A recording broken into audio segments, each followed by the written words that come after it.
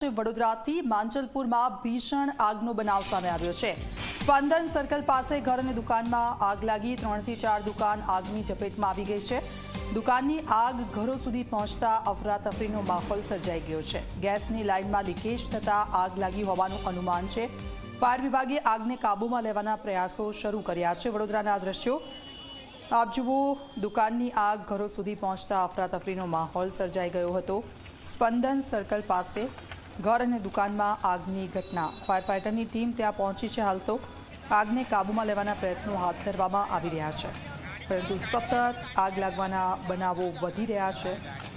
अने आप जुओ, वधु एक आगनी घटना स्पंदन सर्कल वडोदरा खाते आवेलुं छे अने त्यां आ घटना बनी है।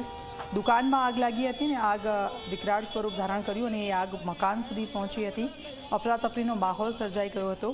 फायर फाइटरनी टीम ने बोलाववामां आवी, पाणीनो मारो चलाववामां आवी रह्यो छे, परंतु आसपासना जे विस्तारो छे त्यां पण आ आगने कारणे लोकोमां भयनो माहोल जोवा मळी रह्यो छे।